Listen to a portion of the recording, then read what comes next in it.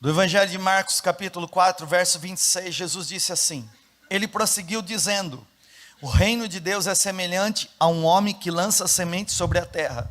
Noite e dia, estando ele dormindo ou acordado, a semente germina e cresce, embora ele não saiba como. A terra por si própria produz o grão, primeiro o talo, depois a espiga, e então o grão cheio da espiga. Logo que o grão fica maduro, o homem lhe passa a foice, porque chegou a colheita. Amém? Vamos orar. Pai, obrigado pela tua palavra. Obrigado porque nós reconhecemos, Senhor, que tu és a palavra viva. Jesus, tu és a palavra. Eu quero te pedir, Espírito Santo, que o Senhor vivifique essa palavra que nós lemos agora. Fala ao nosso coração. Me usa como canal nas suas mãos. E ministra a tua igreja agora, Senhor. Fala muito mais além do que eu possa dizer. Fala no espírito de cada um dos seus filhos. Em nome de Jesus. Amém. Esse texto do Evangelho de Marcos, capítulo 4, verso 26, até o 29 que eu li, é uma das parábolas que Jesus vai apresentar um comparativo com o reino de Deus. Parábola é uma comparação. Então Jesus usava elementos naturais para falar sobre coisas espirituais. E Jesus aqui vai falar sobre o reino de Deus, usando uma metáfora, uma palavra, a do semeador. E eu quero falar com você um pouquinho sobre isso, irmãos. Que o reino de Deus é um reino espiritual e não é natural. O reino de Deus é espiritual e não natural. Nós não podemos entender o reino como algo natural, um governo natural. Ele é espiritual, mas ele envolve todos nós. Nós estamos no reino de Deus. Embora você viva no teu dia a dia uma vida natural, o reino de Deus está envolvido na sua vida. Ou seja, o que tem relação àquilo que você vive no cotidiano, não é só natural, é também espiritual. O reino de Deus não é natural, ele é espiritual. E tudo que Deus faz na minha vida, na sua vida, primeiro ele vai fazer naquilo que é espiritual. E depois do espiritual, vai se tornar natural na nossa vida. Eu quero que você entenda que todo rompimento de Deus, e tudo aquilo que Deus vai fazer na sua vida, na vida do teu pai, da tua mãe, dos seus irmãos, na vida dos seus filhos, do teu marido, da tua esposa, primeiro é espiritualmente. Primeiro é dentro do espírito. E assim, irmão, quando Deus abre uma porta e cria uma oportunidade, é espiritual primeiro. Quando Deus, ele cura uma pessoa, primeiro está tocando através do espírito. E depois, naturalmente, se manifesta a cura. Então, tudo que Deus faz é através do reino, que é espiritual. E esse reino espiritual é governado por uma pessoa chamada o Espírito Santo. O Espírito Santo de Deus é que traz a manifestação do reino, do poder e da vontade de Deus na nossa vida cotidiana. Ou seja, o reino de Deus não é natural, o reino de Deus é espiritual. E quanto mais eu entendo dessa verdade, mais eu entendo que Deus trabalha na nossa vida em etapas, eu vou chamar em processos. Deus vai trabalhar na sua vida em processos diários. E a minha mensagem para você hoje é que, ainda que você possa pensar que Deus não está agindo, porque você não percebeu no natural algumas transformações, algumas respostas de orações que você tem feito, é porque Deus está agindo no invisível. O reino de Deus é invisível, mas é real. O reino de Deus é invisível, mas é real. E Deus age no invisível. Antes de Deus manifestar algo visível, primeiro o Espírito Santo de Deus, que é poderoso, mas é invisível, ele começa a agir na sua vida. E no processo diário de Deus, existe um tempo determinado para cada coisa acontecer.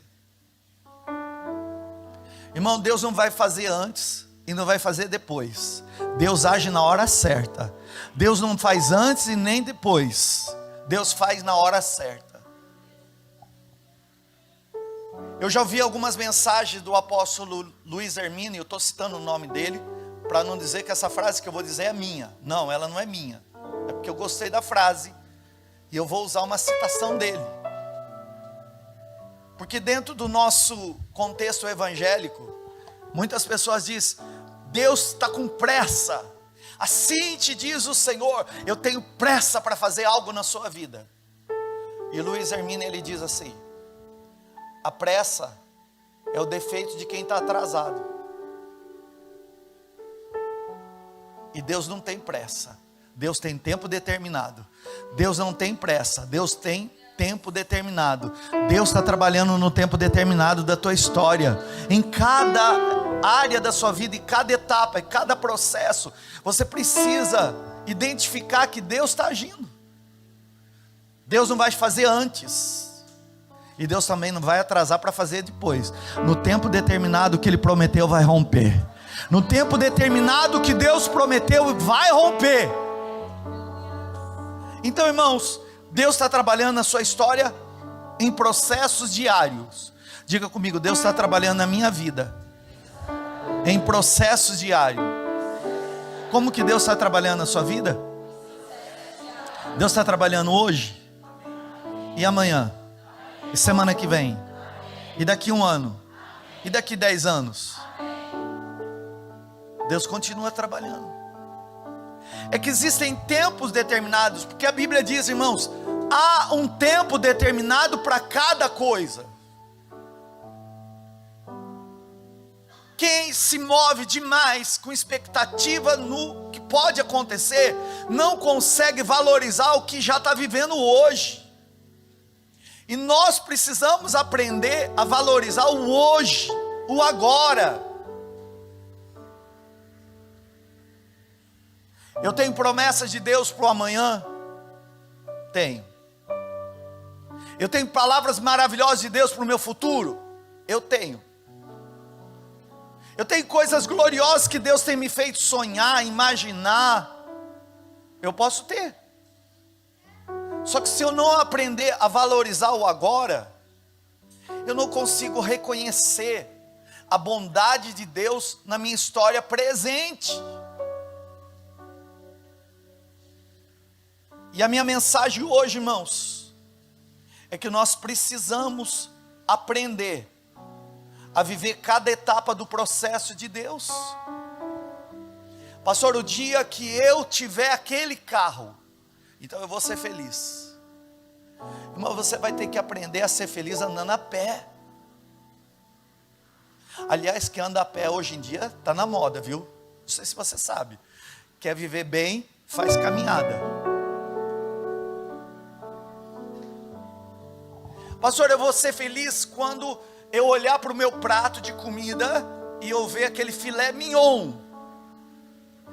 Porque hoje eu olho e eu vejo o ovo. Irmão, você tá na elite, porque o ovo é coisa de rico hoje. Quem mais consome ovo é rico. Então, tá comendo ovo, você tá no lucro. Vai chegar o dia do filé mignon? Vai chegar, eu quero profetizar. Vai chegar o dia do filé mignon. Não, você tem que olhar para o ovo e dizer: louvado seja Deus, porque esse ovo me dá tudo que eu preciso.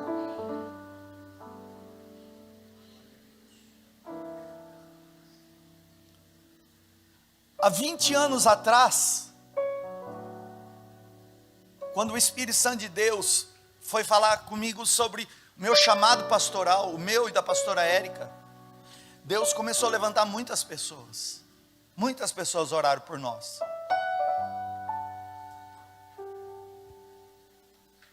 Eu orava ao Senhor e dizia: Senhor, eu não me vejo um pastor, eu não me vejo assim, mas Deus me via assim. Eu não me via pronto, eu não me via preparado, eu não me via nesse lugar. Mas o Senhor já estava falando de algo que para ele já era real. Quem me conheceu antigamente, irmãos, principalmente da minha família, sabe, eu sempre fui quieto, muito mais vergonhoso, introvertido, e pegar o microfone para falar em público. A primeira vez que eu fui chamado para dar uma aula da escola da Bíblia, eu era adolescente, eu fiquei mal a semana inteira. O professor, ele disse: eu vou selecionar 5 alunos que vão dar aula, e infelizmente meu nome caiu. Eu acho que eu tinha uns 13 anos, e a semana inteira orando e jejuando, dizendo: Deus, me dá uma palavra, me dá uma palavra, me dá uma palavra, e Deus não dava a palavra. E eu peguei a Bíblia, na noite de sábado eu ia dar aula, no domingo de manhã, era 15 minutos, 10 minutos, eu fechei o olho e falei: Senhor, aquela classe é do Senhor, eu também sou do Senhor, ou o Senhor fala ou fala. Abri a Bíblia e fiz assim: é aqui. O cego de Jericó. Falei: puxa, vou pregar do cego de Jericó. E tive até uma estratégia. O professor me chamou. Irmão, na época eu era pequenininho, viu? E lá eu era o Jefinho. Eu quero chamar o Jefinho para falar. E aí eu fui tremendo. Eu peguei a Bíblia e falei: eu vou ler sobre o cego de Jericó. E eu li o texto.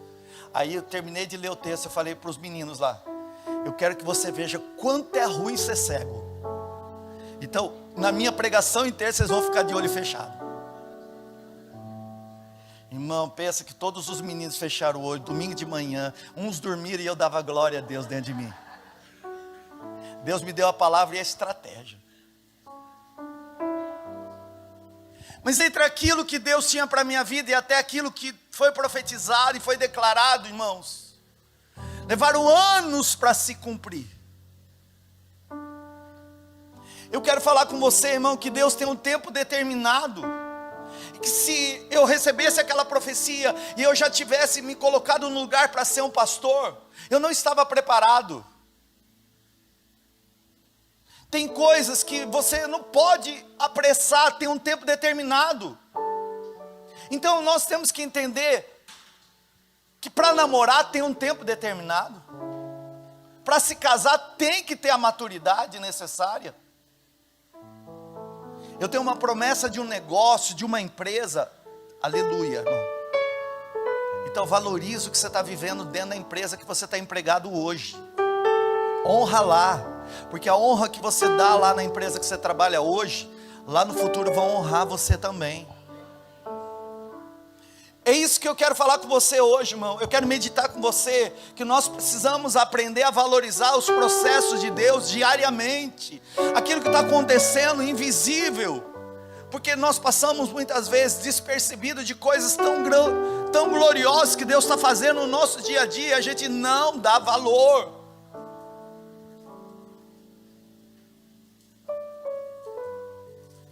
Querido, louva a Deus que você está nesse culto hoje. Porque sexta-feira eu vi uma irmã dizendo que para ir no culto, ela tem que deixar o celular em casa, sair escondida, não falar para ninguém, e entrar dentro de uma casa para não ser perseguida e não ser morta por causa do evangelho. E nós podemos estar aqui em qualquer culto que a gente quiser estar. Então, irmão, agradeça a Deus por estar nessa reunião. Levanta a tua mão e agradeça ao Senhor por essa igreja. Agradeça ao Senhor por esse tempo. Agradeça. Eu vou para uma parte triste, mas daqui a pouquinho eu te alegro.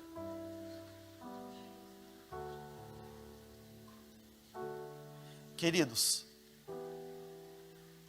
como pastor eu já fiz muitos funerais. De crianças, adolescentes, de jovens, de homem, de mulher. Muitos.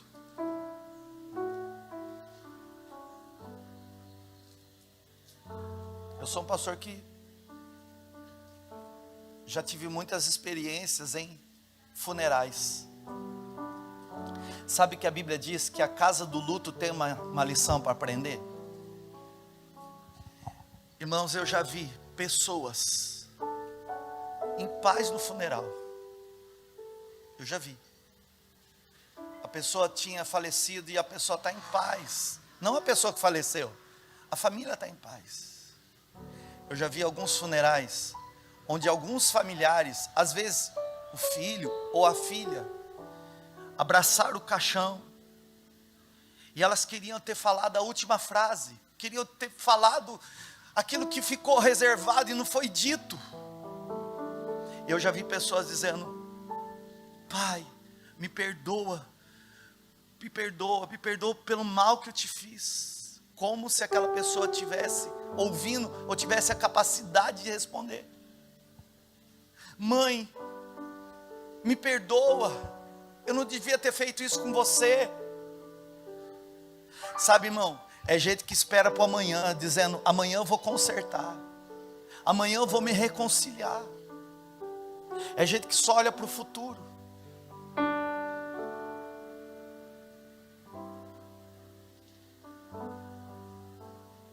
Irmã, dá um beijo no teu marido hoje. Ah, pastor, essa coisa de dar beijo é quando eu era namorada. Então volta a namorar o marido. Pronto. Volta a namorar o marido. Ó, o irmão levantando a mão falando amém ali, ó.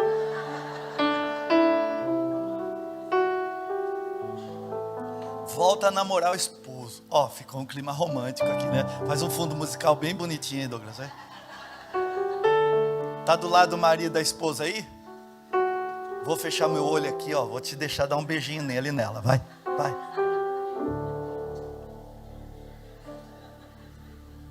Também não abusa.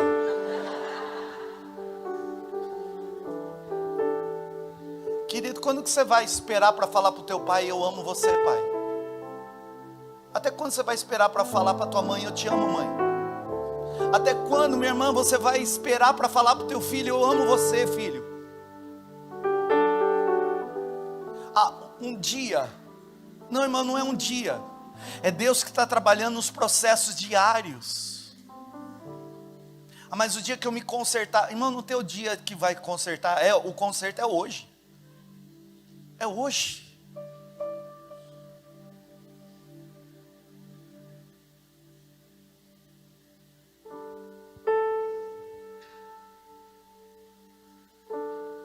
Deus está trabalhando em processos diários na nossa vida, irmãos. E olha, o reino de Deus, ele é espiritual. E eu preciso aprender a valorizar as pequenas coisas do meu dia a dia.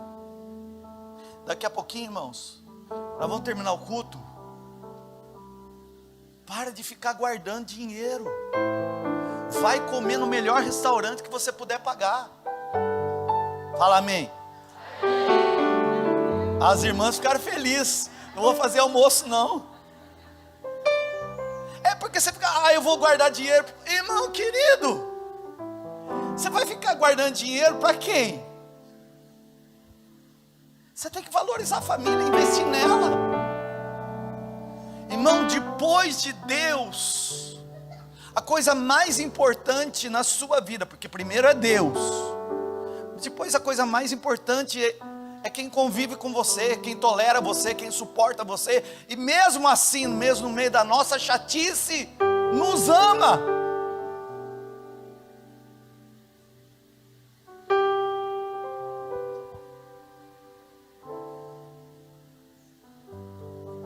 Existem pessoas que se entopem de cargos dentro da igreja. Elas querem fazer tudo, assumir tudo, e elas entram no fazer porque elas dizem: eu tenho que ganhar o mundo inteiro. Mas irmão, o que adianta? Existem pessoas ganhando o mundo inteiro e perdendo a alma. Existem pessoas ganhando outras pessoas e perdendo a própria família por falta de convívio.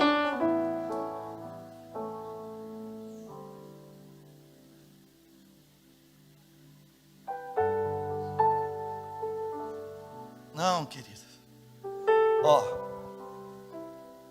Tem um tempo determinado para cada coisa. E eu vou aprender a valorizar cada etapa do processo. Eu sei que Deus tem promessas maravilhosas para a tua vida. Eu sei que Deus tem promessas maravilhosas para a tua vida. E o que for acontecer, e é propósito de Deus, ninguém pode impedir. O que Deus vai fazer na sua vida, ninguém vai impedir.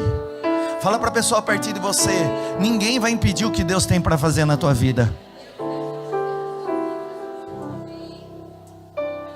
Pastor, tem alguém que possa impedir? O diabo não impede. Outras pessoas não impedem. A única pessoa é você. Se você disser, eu não quero viver essa promessa, não vai viver. Mas se você disser, eu recebo por fé essa palavra, o Espírito Santo vai agir de uma forma invisível, em cada etapa. Ele vai trabalhar dia após dia, até colocar você no lugar onde Ele prometeu para você. Celebra o ovo frito, está na moda, é chique. É chique, chique, chique, chique. Depois se você estiver no filé mignon, você me convida para comer também, ué.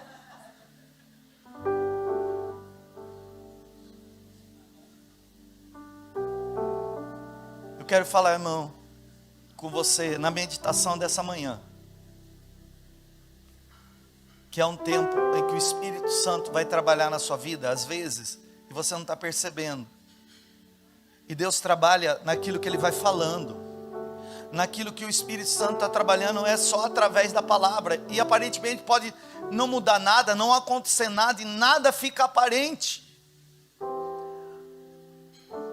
Mas cada palavra que sai da boca de Deus não volta para Ele vazia, antes de cumprir aquilo que foi designada. Se Deus prometeu algo para você, Ele vai cumprir. Se Deus prometeu algo para você, Ele vai cumprir. Eu tenho alguém que tem promessas de Deus aqui, que tem sonhados com coisas maravilhosas da parte de Deus. Então se alegra hoje, porque no tempo determinado você vai viver o que Deus prometeu para você.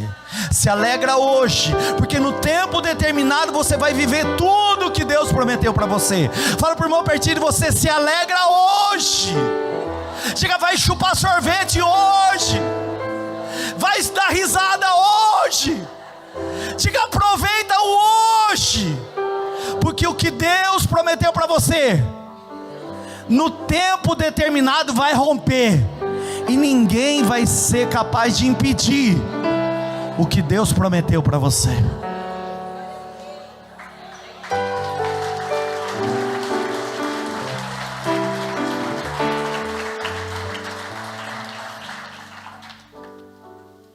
Jesus disse assim: o reino de Deus é semelhante a um homem que lança a semente sobre a terra, noite e dia, estando ele dormindo ou acordado, a semente germina e cresce, embora ele não saiba como. A terra, por si própria, produz o grão, primeiro o talo, depois a espiga, e então o grão cheio da espiga, e logo o grão fica maduro. E aí o homem lhe passa a foice, porque chegou a colheita.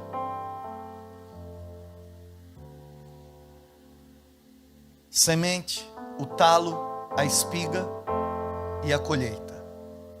A semente, o talo, a espiga e a colheita. 4 coisas que Jesus fala nessa parábola. Jesus está dizendo aqui, irmãos, que esse homem, ele lançou a semente, mas ele não está vendo o que está acontecendo. Mas se a semente caiu numa terra boa, ainda que ele não esteja vendo, essa semente, ela vai produzir o resultado. Então, irmãos, a semente que o Senhor lança na nossa vida é a palavra de Deus. Jesus em outras parábolas diz que a semente é a palavra, o semeador é Deus, a palavra é a semente, a palavra é o próprio Cristo. Essa semente vai trazer fé, a expectativa, o sonho, a promessa. O talo é aquilo que acontece invisível, e é o início do processo. significa que algo já aconteceu, e que algo já está começando a romper, mas eu ainda não vi, porque o talo fica lá debaixo da terra. Daqui a pouquinho, ele sobe da terra, e ele começa a ser visível. Chega a hora que a espiga, ela se enche, e ela fica bonita. A terceira fase, são os primeiros sinais da novidade. É quando eu olho, eu digo, já dá até para ver o que Deus está me entregando. Já estou até vendo. Eu já estou até vendo. Meus olhos conseguem enxergar. Mas eu ainda comi? Não. Eu ainda provei? Não. Eu ainda experimentei? Não. Porque vem a parte final. O tempo da colheita. Aí é o tempo de você viver o resultado. Queridos, entre a semente e a colheita, ainda tem o tempo do talo e da espiga. Existe um processo. E não é porque eu não estou vendo, não é porque eu não estou percebendo, não é porque eu não estou sentindo, que a semente não está brotando. Na prática, Deus está trabalhando na sua vida hoje, para coisas que vão romper amanhã. Deus está trabalhando na sua vida agora, para coisas que você vai experimentar amanhã. Tem coisas que Deus vai entregar na tua mão na semana que vem. Tem coisas gloriosas que você vai viver o ano que vem, irmão. Tem promessa da parte de Deus que você vai viver daqui 10 anos. Meu convite para você é celebrar o agora. Meu convite para você, igreja, é valorizar o agora. E quem está perto de você hoje.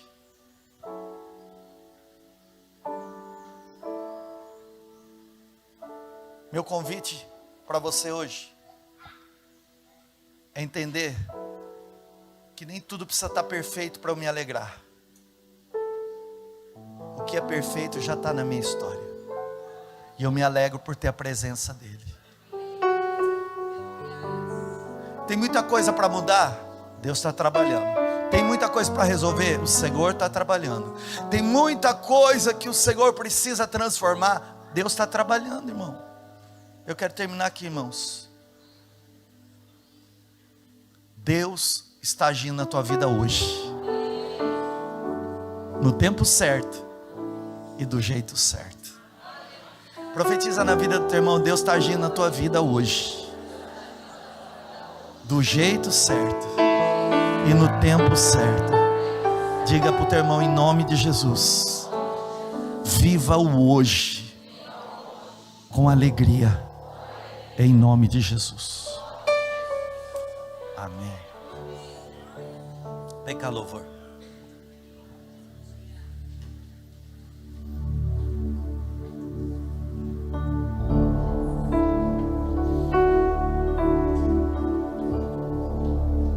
Gostei de um post que a Elizabeth, irmã Beth, fez. Gostei daquela frase, até curti. Irmão, eu vejo Facebook, viu? E não é pecado não, sai pra lá, religioso.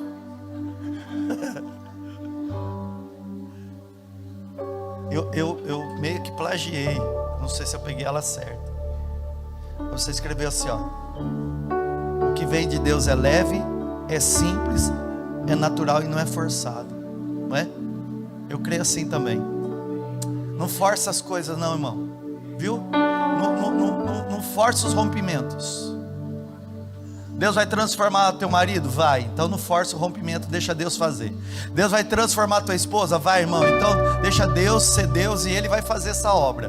Deus está transformando seus filhos? Tá. Então entende que é um processo de transformação.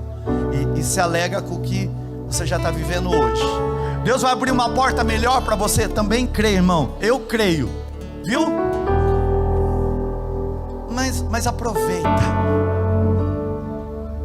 Vai chupar sorvete, irmão. Tá calor, né? E ó, sorvete é barato. Não, pastor, eu não quero chupar sorvete. Então, irmão, vai lá com a família.